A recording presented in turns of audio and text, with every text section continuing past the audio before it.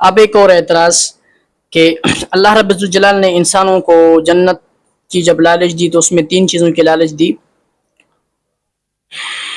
عورت کے ساتھ خصوصی تعلق کی، شراب کی. یہ چیزیں اس دنیا میں اس وقت منع سمجھی جاتی ہیں، بہتر نہیں سمجھی جاتی، ممنوع سمجھی جاتی ہیں، بہتر نہیں سمجھی جاتی. کہتے ہیں کہ اللہ رب الجلال نے انسان کو جنت کی لالچ دی تو شراب سے لالچ دی، اور عورت کے ساتھ خصوصی تعلق سے لالچ دی، یہ چیزیں جنت میں ہوں گی.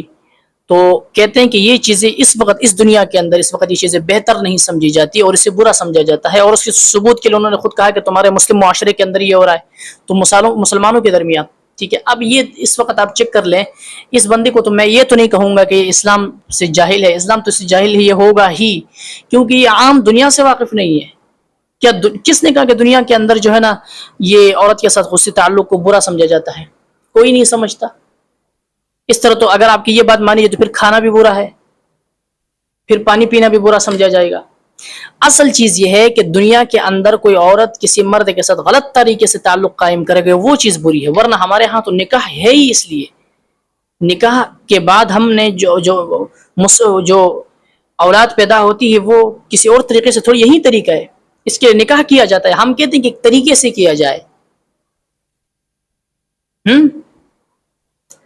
طریقے کے ساتھ کیا جائے. جیسے آپ کے معاشرے کے اندر، مغربی معاشرے کے اندر ہو رہا ہے کہ کسی کی اب وہاں باپ کا پتہ ہی نہیں ہے، اس لیے شناختی کارڈ پر ماں کا نام لکھنا ہے. نسب ماں کی طرف وہاں پر وہ بتاتے ہیں کہ فلاں والدہ نہیں والدہ، اس کی والدہ کون ہے، والد کا نہیں بتائیں گے، والدہ کا. تو یہ معاشرے کے اندر جو افراتفری پھیل رہی ہے، یہ معاشرے کے اندر ایک ایسی صورتحال بن چکی ہے وہاں پر کہ خاندانی نظام بکھر چکا ہے. تو اس کے مقابلے میں قرآن و حدیث کے اندر منع کیا گیا ہے کہ غلط طریقے سے عورت کے ساتھ تعلق قائم نہ کیا جائے. بالکل یہی صورتحال دوسری طرف بھی، ایک بندہ کھانا کھا رہا ہے، اگر وہ چوری سے کھائے تو اسلام میں منع ہے، اگر صحیح طریقے سے کھائے تو جائز ہے.